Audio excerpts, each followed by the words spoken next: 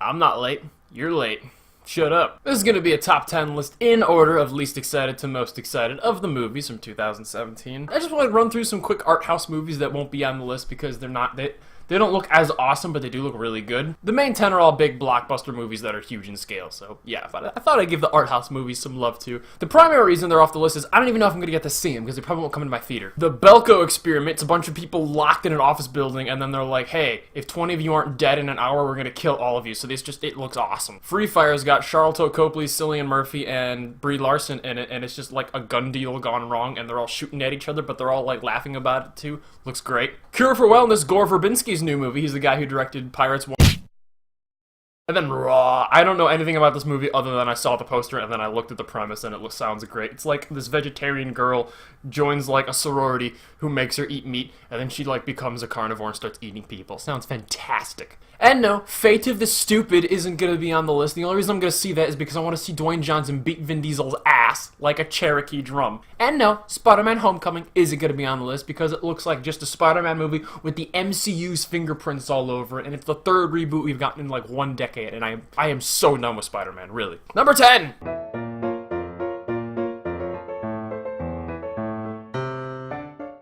This is going to be the cautiously optimistic one with Transformers The Last Night, okay? I really like Transformers 1, 2, and 3. I have a poster of Dark of the Moon because it is amazing. The only legitimately bad Transformers was the last one, Age of Shit Stinction. But I think, despite popular opinion, I think Michael Bay made a pretty solid original trilogy, and I'm giving him one mulligan, and I'm going to be like, alright, I'll go into this one excited. And if this one sucks, then I'm gonna be checked out. Just cut back on the stupid shaky cam, cut back on the weed and pedophile jokes, and just make awesome full-scale IMAX sweeping shots of cool shit happening to awesome choir music and maybe some Hans Zimmer organ in there. I think Transformers could benefit from some Hans Zimmer organ, and if everybody could benefit from some Hans Zimmer organ. I'll drink to that. Your world is dying. Do you seek redemption? My maker, I do.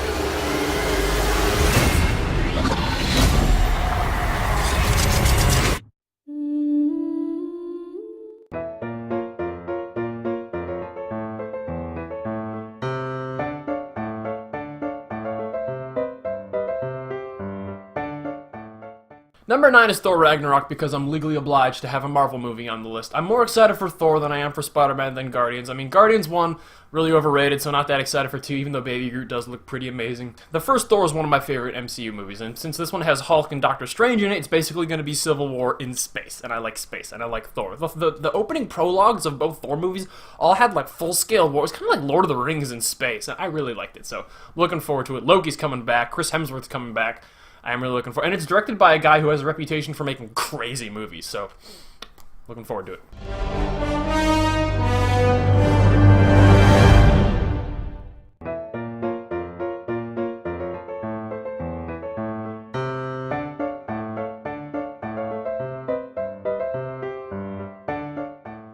This is another one of them cautiously optimistic. I am still not completely sold on Gal Gadot as Wonder Woman. Her accent really bothered me in Batman v Superman, but this is the one I'm going in with an open mind. Like, alright, sell me Wonder Woman. Prove to me that she can be a good Wonder Woman going forth. Prove to me that DC isn't as bad as everybody says it is. It's a standalone movie, happens in World War I. Battlefield 1 showed us that World War I can be pretty cool. And from the trailer, the action looks great. I mean, I know it's not directed by Zack Snyder, but it looks like Zack Snyder might have had some influence in some of those action scenes because they look cool. And it's a DC movie. Just seeing that logo on screen gets my blood pumping.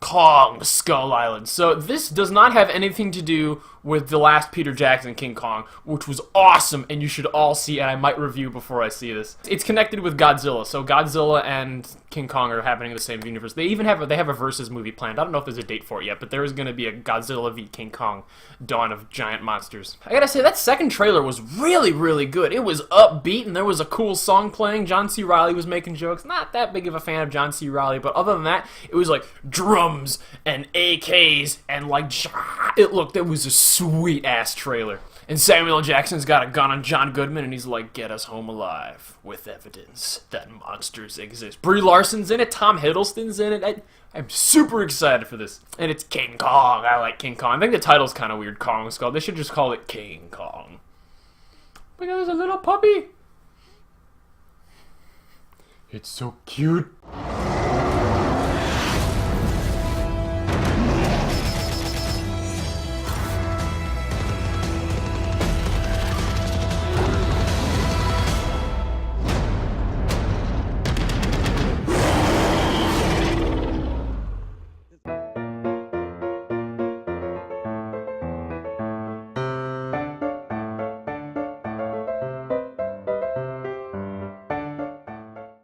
Number 6 is War for the Planet of the Apes. Now, I can't remember if I did. I think I did, but I think I put Dawn of the Planet of the Apes on. If you go back and watch my 2014 awards video, I think I put it in the overrated category. And I still think that. I still think people went kind of nuts for it, but it is really good. Andy Serkis did great. The CGI looks nigh perfect. And I really like the tone of the movie. I just thought the humans were boring, and I wanted to focus on the apes more. It looks like we're swapping out boring Jason Clarke for awesome shaving his head with a beard Woody Harrelson. I never asked for this. And the poster looks like kind of like The Hateful Eight, just red font on snow with a thing. It's just war. Oh! This is our last stand. And if we lose,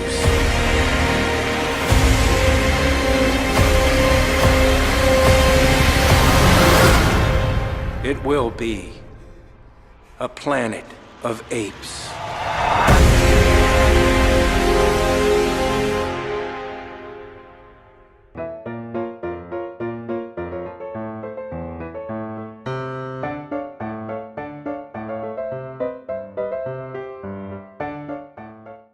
Pirates of the Caribbean, Dead Men Tell No Tales. Now, I'm unsure how this is going to do, because Pirates already had its, like, billion-dollar comeback times. They had an odd amount of time between, this is 2017, right? Didn't Stranger Tides come out in, like, 2010? Why'd they wait 7 years to make, I don't know. The first trailer was really good. I like the organ-style music. I know Hans Zimmer isn't actually doing the music because I looked it up, but the organ, it's very Hans Zimmer inspired. There's, like, boom, boom. And I really like Javier Bardem, and I think he'll make a great villain. And the Super Bowl TV spot was like, "Ain't no grave can hold my body down," which fits this Pirates lore perfectly. And how that giant pirate ship is like drifting in the water like it's Mario Kart, like it's changing direction. There's a giant chasm right next to there, and it goes from like banjo to guitar. It's like boom, boom, boom, boom, boom, boom, boom, boom, boom, boom, boom, boom. Jeffrey Rush, though, was out in the sun a bit too long, though. He looks so pink. Don't know what's wrong with him. I really like the tone they're going for from these two trailers. It's kind of upbeat Johnny Cash with the guitar riff. It's like, this is the Pirates world. Oh, yeah. My biggest concern is that the trailers have just made it seem like Javier Bardem is just going after to kill Jack Sparrow.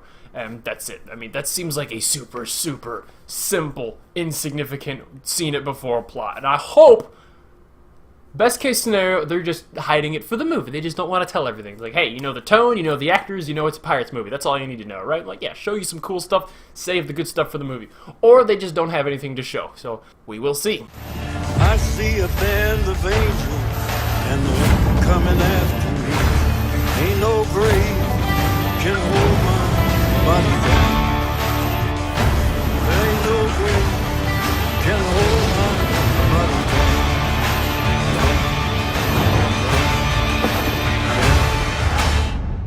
Pirate's life. There ain't no grave can hold my body down.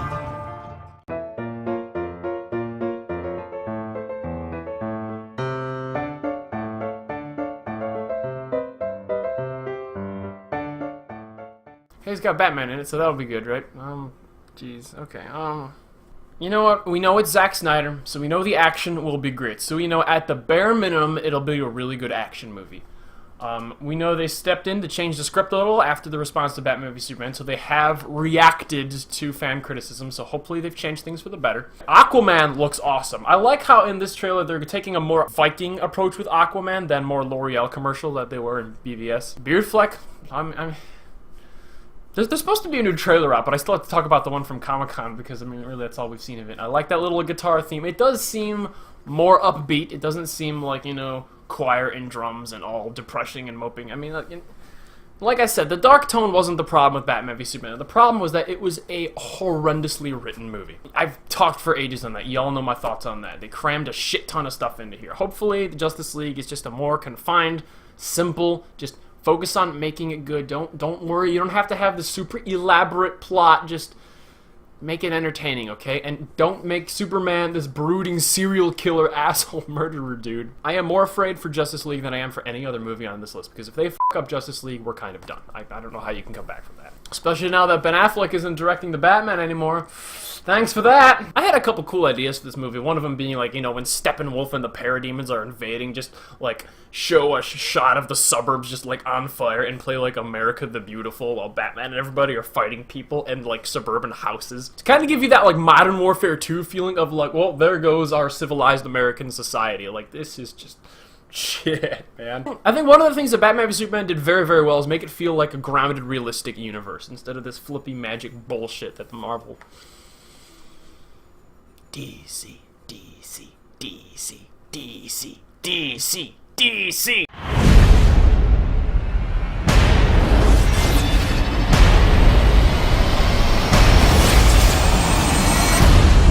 I heard about you.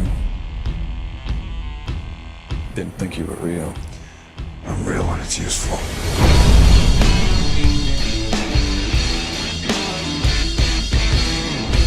Arthur Curry. I hear you can talk to fish.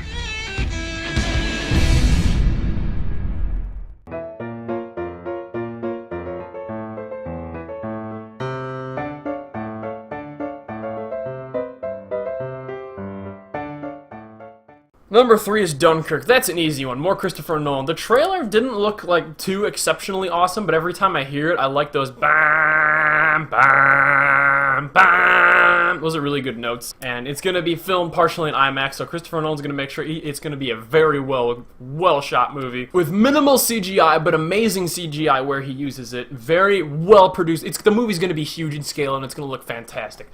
We still don't even know if it's rated PG-13 or R yet. That's... Okay, that's kind of weird. These trailers haven't showed a lot either. All we know is that it's a British... No, Watch Mojo. Not an American war drama. A British war drama. You know why? Because America wasn't even in the fucking war yet at the time that this event happened. Go watch Mojo's top 10 excited, anticipated movies of 2017 list and go dislike it and comment on it. You guys have over 10 million subscribers. You have an office full of people and nobody caught that mistake. It's pathetic. The film isn't a science fiction epic or a crime thriller, but an American war drama. An American war drama? Come on, guys. The last thing Christopher Nolan made was my favorite movie of the entire year. This guy got a great track record, and I am excited for anything he does. He could be making a frickin' Barbie movie, and I'd go see it.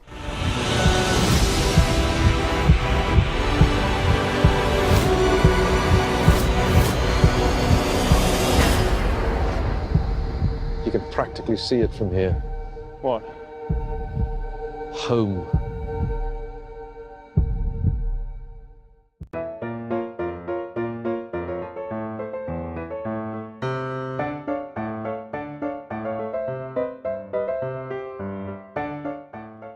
I guess it's just tradition at this point to have a Star Wars movie at the number 2 spot on the list. I really liked Force Awakens, and it was a good cliffhanger, and I'm really excited to see Mark Hamill really take the forefront. I really hope they go different routes. I hope there's a new side villain or third character. I don't just want to see Kylo Ren again. Give me some other third party with a lightsaber where, like, they just show up out of nowhere and start cutting people in half. We're like, whoa, whose side are you on? And his lightsaber is, like, teal or something, or white, and we'll be like, oh, who is this guy? And it'd be amazing. Give me, like, a one-shot lightsaber fight between somebody and just, like, down a hallway as the camera follows him, turns around the corner, and goes, you gotta go all, it's Star Wars, dude. It's Star Wars. Don't make such an average movie that's only really good because of nostalgia factor built in. As much as I like Force Awakens, if there is a Death Star or some kind of giant planet-killing weapon in Last Jedi, I swear I am gonna 1 out of 10 that movie. If there is even a hint of plot borrowed from The Empire Strikes Back, I'm gonna 1 out of 10 that movie. It's like, you are Star Wars, for goodness sakes, you gotta stop being so lazy! Nonetheless, though, it's going to be an event when it comes to theaters. Seeing the Star Wars movie opening night in, like, everybody's been looking forward to this for like 10 years, is just going to be great. If we could also tone down the feminist agenda too, that'd be great. But what am I going to say other than, it's Star Wars.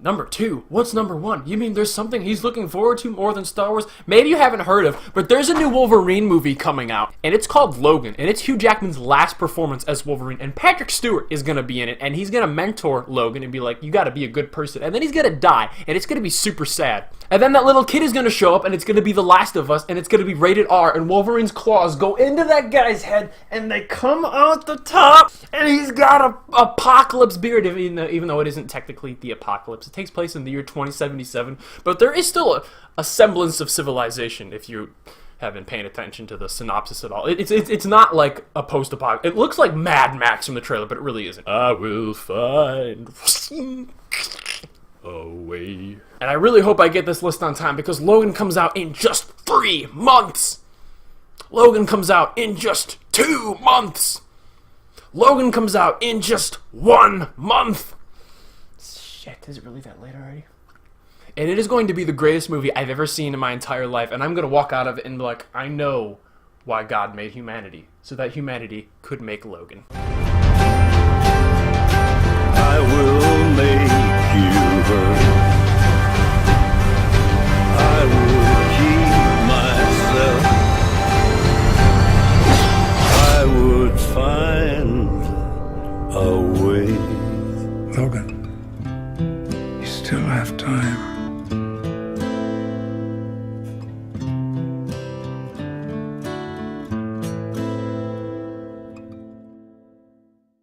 It's going to be intense, and it's going to be violent, and it's going to be depressing, and it's going to be awesome!